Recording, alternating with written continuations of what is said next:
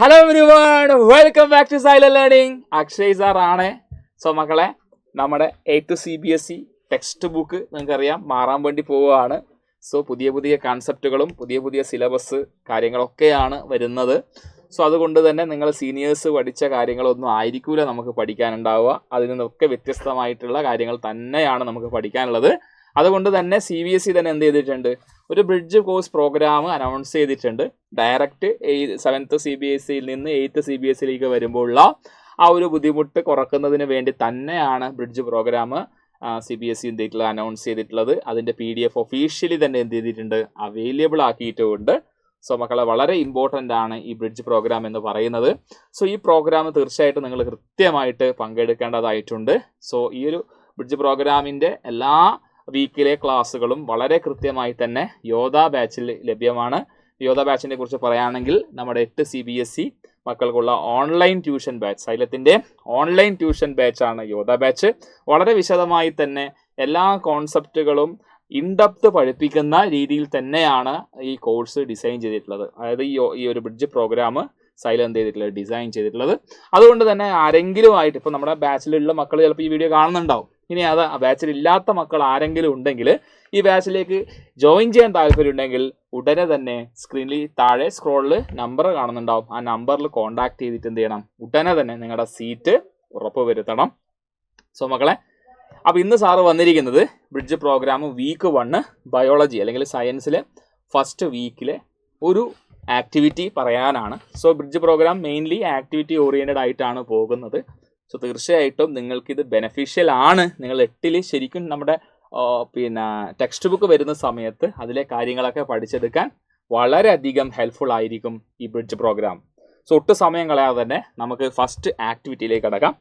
ഓരോ വീക്കും ഓരോ തീമാണ് നമ്മുടെ ബ്രിഡ്ജ് പ്രോഗ്രാം അനൗൺസ് ചെയ്തിട്ടുള്ളത്. അപ്പോൾ ഇവിടെ വീക്ക് 1 തീം എന്ന് പറയുന്നത് diversity in the living world എന്നുള്ളൊരു തീമാണ്. ആദ്യം തന്നെ ആ ഒരു തീം എന്താണെന്ന് ഞാൻ ജസ്റ്റ് ഒന്ന് പറഞ്ഞു പോകാം. ഡൈവേഴ്സിറ്റി എന്ന് പറഞ്ഞാൽ നിങ്ങൾക്കറിയാം വൈവിധ്യമാണ്, ഡിഫറെൻറ്റ് കൈൻഡ്സ് അല്ലെങ്കിൽ ഡിഫറെൻറ്റ് വെറൈറ്റീസ് എന്നുള്ള അർത്ഥമാണ്. അതാണ് ഡൈവേഴ്സിറ്റി എന്ന് പറയുന്നത്. അപ്പം നമ്മൾ പറയാൻ India has got a diverse culture എന്ന് പറയാണ്ട്. കാരണം ഇന്ത്യയുടെ കൾച്ചർ എന്ന് പറയുമ്പോൾ ഓരോ സംസ്ഥാനത്തും ഓരോ രീതിയിലുള്ള കൾച്ചറാണ്. ഇപ്പോൾ ഓരോ സംസ്ഥാനം നോക്കിക്കഴിഞ്ഞാൽ അതിലുള്ള ജില്ലകളിലും സംസ്കാരങ്ങൾ വ്യത്യാസമായിട്ട് കാണാറുണ്ട്. സോ അതുപോലെ ലിവിങ് വേൾഡ് അല്ലെങ്കിൽ നമ്മുടെ ജൈവ സമ്പത്ത് അല്ലെങ്കിൽ ജീവജാലങ്ങളും അതിനോടൊക്കെ എന്താണ് വ്യത്യസ്തമായിട്ട് കാണുന്നുണ്ട് എന്നുള്ളത് തന്നെയാണ് അല്ലേ മക്കളെ. വ്യത്യസ്ത തരം ജീവജാലങ്ങളെ നമുക്ക് ചുറ്റിലും നമുക്ക് കാണാൻ സാധിക്കുന്നുണ്ട്. ഇപ്പം നിങ്ങൾ ഇരിക്കുന്ന മുറി അല്ലെങ്കിൽ നിങ്ങൾ ഇരിക്കുന്ന ഹാളോ എന്തോ ആയിക്കോട്ടെ, ജസ്റ്റ് ഒന്ന് ചുറ്റിലൊന്ന് ഒബ്സർവ് ചെയ്യാൻ ശ്രമിച്ചാൽ നിങ്ങൾക്ക് വ്യത്യസ്ത തരം ജീവികളെ കാണാൻ സാധിക്കും എന്ന് തന്നെയാണ് സത്യം. നിങ്ങൾ ചുമര് നോക്കിക്കഴിഞ്ഞാൽ ചിലപ്പോൾ നിങ്ങൾക്ക് അവിടെ പല്ലിയെ കാണാൻ സാധിക്കുന്നുണ്ടാവും. എന്നാൽ ആ പല്ലിയെ നിങ്ങൾ കൃത്യമായി ഒന്ന് വീണ്ടും ശ്രദ്ധിക്കാൻ ശ്രമിക്കുകയാണെങ്കിൽ ആ പല്ലി ചിലപ്പോൾ ഒരു പ്രാണിയെ ഭക്ഷണമാക്കുന്നുണ്ടാവും. അപ്പോൾ പ്രാണിയെ നിങ്ങൾക്ക് കാണാം അല്ലേ. ഇനി നമ്മുടെ റൂഫ് കൃത്യമായ രീതിയിൽ ക്ലീൻ അല്ല എന്നുണ്ടെങ്കിൽ ഒരു പക്ഷേ നമുക്ക് അവിടെ മാറാല അല്ലെങ്കിൽ നമുക്ക് എന്താ പറയുക, നമ്മുടെ നാട്ടിൽ വണ്ണാമ്പല എന്ന് പറയും, അത് കാണാൻ സാധിക്കും. അപ്പോൾ അതിൽ ചിലന്തി കാണാൻ സാധിക്കും. ഇതൊക്കെ ജീവികളാണ്. ഇനി നമ്മൾ വീട്ടിൽ നിന്ന് പുറത്തേക്ക് ഇറങ്ങിയാൽ നമ്മുടെ പുറത്ത് ഒച്ചിനെ കാണാൻ സാധിക്കാം, പൂച്ച ഉണ്ടാവാം, നായ ഉണ്ടാവാം അല്ലേ. അപ്പുറത്തെ പറമ്പിൽ ചിലപ്പോൾ പശുവിനെ കെട്ടിയിട്ടുണ്ടാവും അല്ലേ. വ്യത്യസ്ത തരം ജീവജാലങ്ങളില്ലേ, പാമ്പ് ഉണ്ടാവും, അരണ ഉണ്ട്, ഓന്തുണ്ട്. അപ്പോൾ വ്യത്യസ്ത തരം ജീവജാലങ്ങൾ നമ്മുടെ ഭൂമിയിലുണ്ട്. അപ്പോൾ ഈ കാഴ്ചകളൊക്കെ കാണാൻ വളരെ ഭംഗിയാണ് അല്ലേ. വ്യത്യസ്ത തരം ജീവജാലങ്ങളെയൊക്കെ കാണാനും പഠിക്കാനും ഒക്കെ നിങ്ങൾക്ക് ഇഷ്ടമല്ലേ? ഇഷ്ടമാണെന്ന് വിശ്വസിക്കുന്നു. അങ്ങനെ ഇഷ്ടപ്പെടുന്നുണ്ടെങ്കിൽ തീർച്ചയായിട്ടും ഈ ഒരു ആക്ടിവിറ്റി നിങ്ങൾക്കുള്ള ആക്ടിവിറ്റിയാണ്. സോ നിങ്ങൾ ചെയ്യേണ്ടത്, അതിന് മുന്നേ ഞാൻ വേറൊരു കാര്യം പറയാം. നമ്മുടെ ഈ തലമുറ, സാറ് അടക്കം ഉൾപ്പെടുന്ന ഈ തലമുറയുടെ ഒരു പ്രധാനപ്പെട്ട ഒരു ഡ്രോബാക്ക് എന്ന് പറയുന്നത് നമ്മൾ പ്രകൃതിയിലേക്ക് ഇറങ്ങി ചെല്ലുന്നില്ല എന്നുള്ളത് തന്നെയാണ്. എല്ലാവരും അവരുടേതായ രീതിയിൽ സ്മാർട്ട് ഫോണും ഇലക്ട്രോണിക് ഗാഡ്ജറ്റ്സ്, ഏതുതരം ഇലക്ട്രോണിക് ഗാഡ്ജറ്റ്സ് ആയാലും അതിൽ മെജോറിറ്റി ടൈമും സ്പെൻഡ് ചെയ്യുന്ന രീതിയിലേക്കായി മാറിയിട്ടുണ്ട് അല്ലേ. സ്മാർട്ട് ഫോൺ ഇല്ലാത്ത ഒരു ജീവിതത്തെക്കുറിച്ച് ചിന്തിക്കാൻ പോലും പറ്റാത്ത രീതിയിൽ നമ്മുടെ സമൂഹം എന്ത് ചെയ്യുന്നുണ്ട്, ചേഞ്ച് ചെയ്തുകൊണ്ടിരിക്കുന്ന സാഹചര്യമാണ്. സോ അതിൽ നിന്നൊക്കെ വ്യത്യസ്തമായി നമ്മുടെ ഈ ഒരു ആക്ടിവിറ്റി പറയുന്നത് പ്രകൃതിയിലേക്ക് ഇറങ്ങാനാണ്. അപ്പോൾ കുറച്ച് സമയത്തേക്ക് ഫോണൊക്കെ മാറ്റിവെച്ച് നമ്മൾ പ്രകൃതിയിലേക്ക് ഇറങ്ങാൻ വേണ്ടി പോവുകയാണ്. നേച്ചർ വാക്കാണ് നമ്മുടെ first activity. Nature walk or field visit. എന്തിനാ? വെറുതെ പ്രകൃതിയിലേക്ക് ഇറങ്ങാനാണോ? അല്ല. പ്രകൃതിയിലേക്ക് ഇറങ്ങുന്ന കൂട്ടത്തിൽ ഒബ്സർവിങ് ബയോഡൈവേഴ്സിറ്റി എന്ന് കൂടി പറയുന്നുണ്ട് അല്ലേ.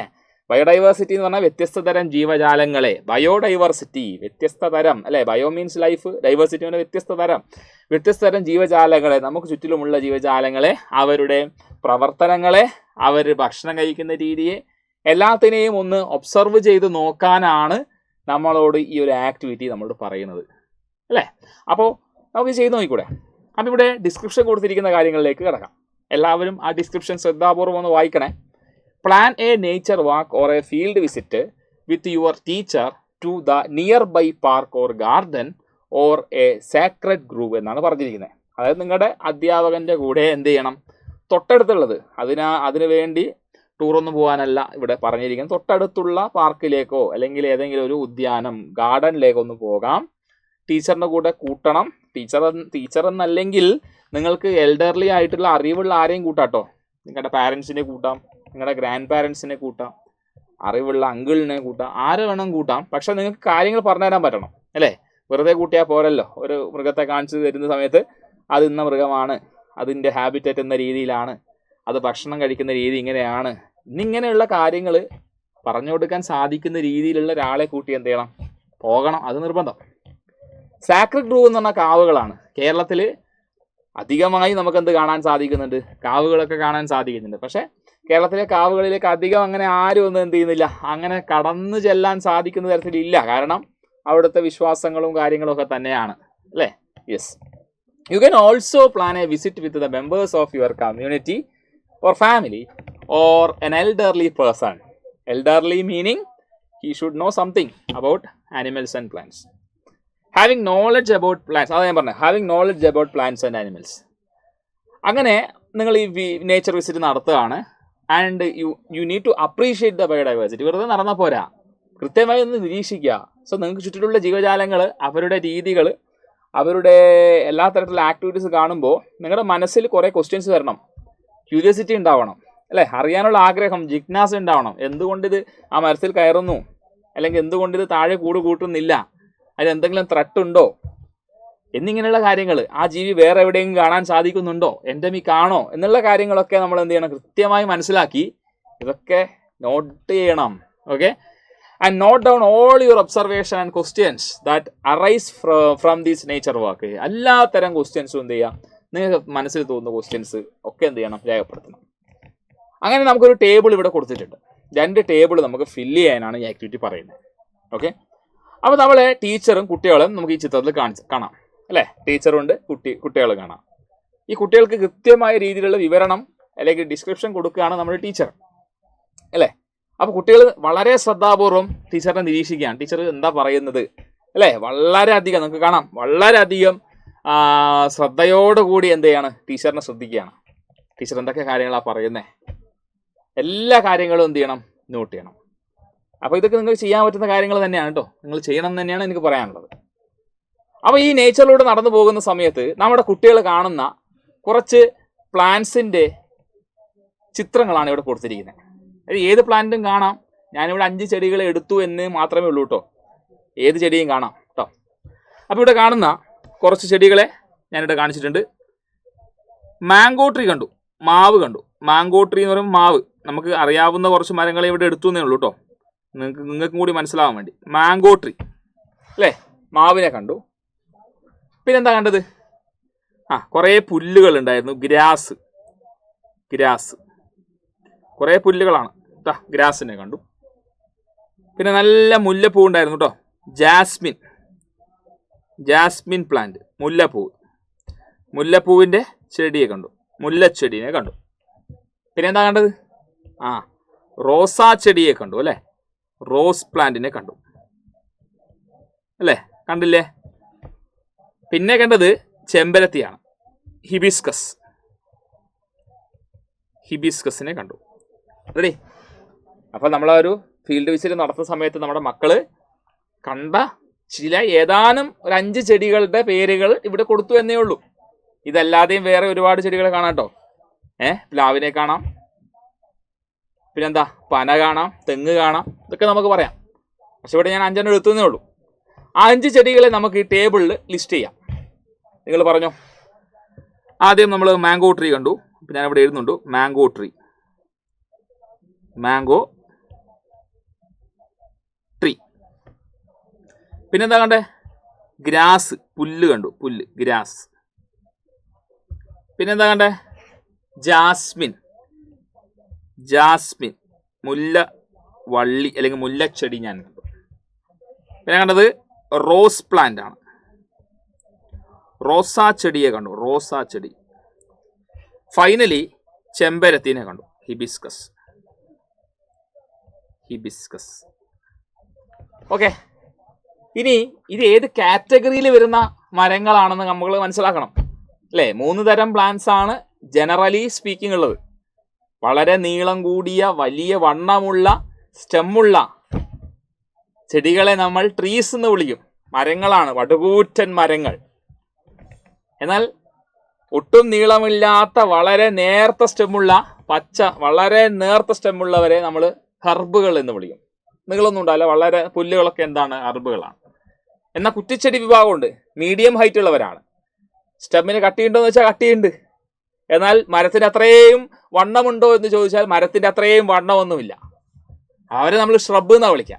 അപ്പോൾ നമുക്ക് കാറ്റഗറിയിൽ പെടുത്താം. മാംഗോ ട്രീ പേര് പോലെ തന്നെ അതൊരു ട്രീ ആണെന്ന് യാതൊരു സംശയവുമില്ലാതെ നിങ്ങൾക്ക് റെക്കോർഡ് ചെയ്യാൻ വേണ്ടി സാധിക്കും.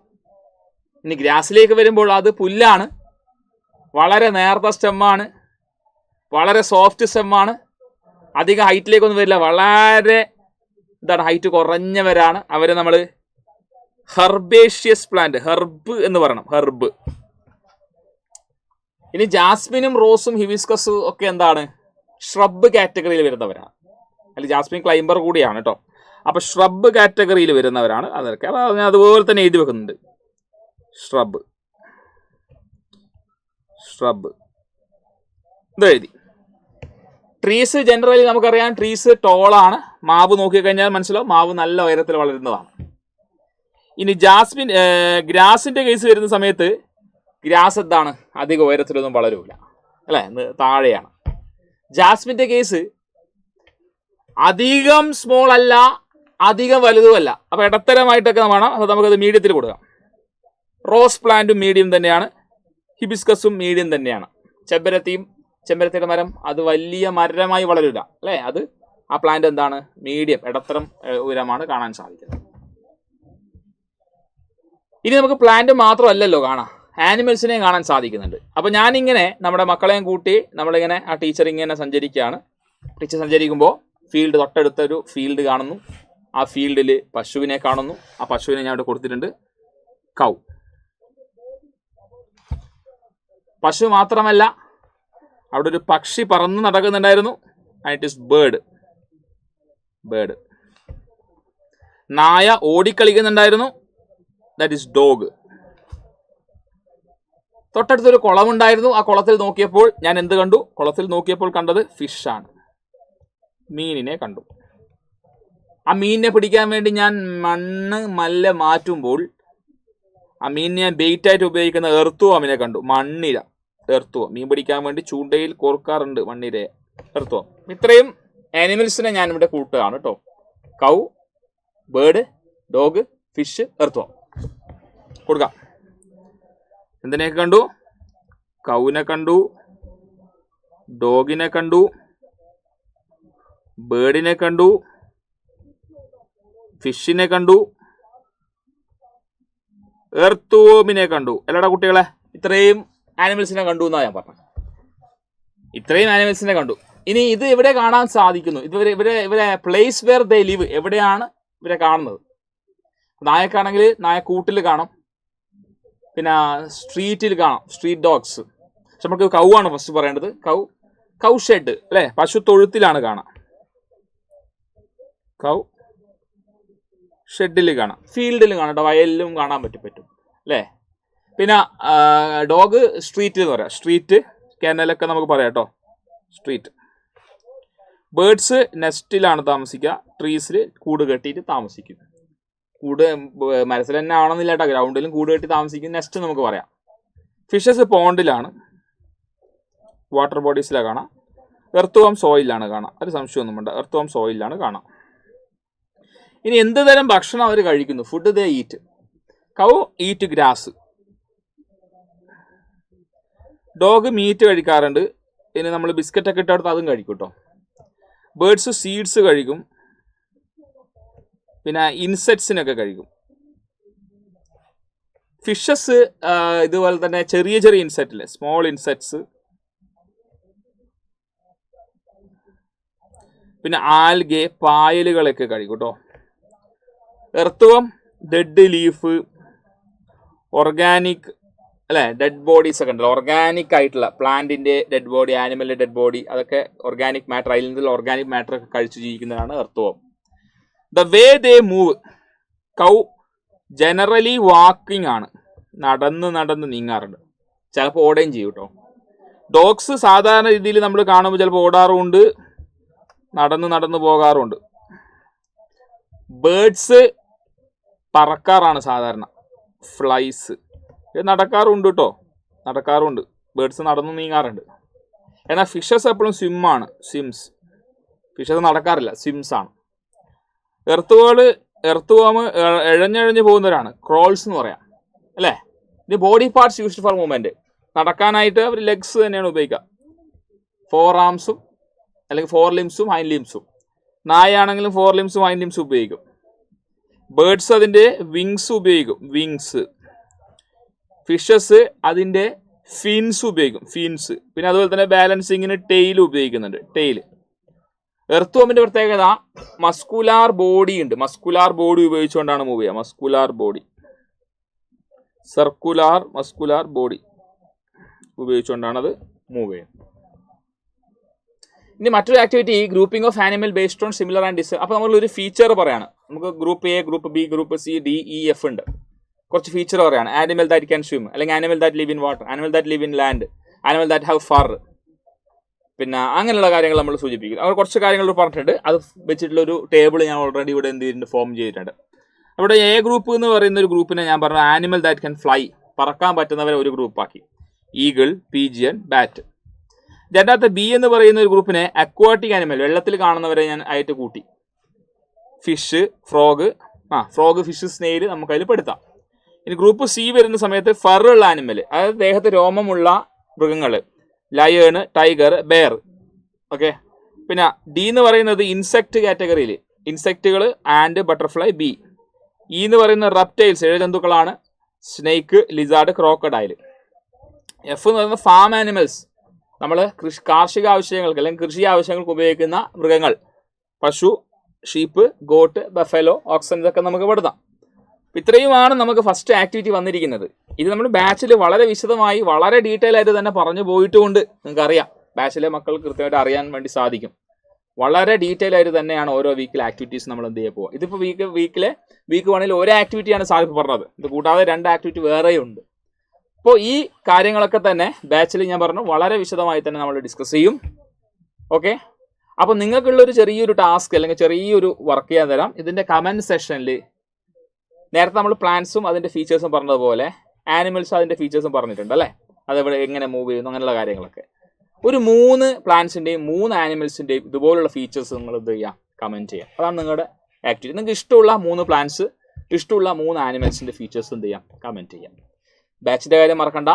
ബാച്ചിലേക്ക് ജോയിൻ ചെയ്യാൻ ആഗ്രഹമുള്ളവർ തീർച്ചയായിട്ടും ഈ താഴെ കാണുന്ന സ്ക്രോൾ ഉണ്ടല്ലോ മക്കളെ, അതിൽ കാണുന്ന നമ്പറിൽ കോൺടാക്ട് ചെയ്ത് ഉടനെ തന്നെ സീറ്റ് ഉറപ്പുവരുത്തുക. നമ്പർ ഒന്നുകൂടി പറയാം, 9954008000 എന്ന നമ്പറിൽ കോൺടാക്ട് ചെയ്ത് ഉടനെ തന്നെ സീറ്റ് ഉറപ്പുവരുത്തുക.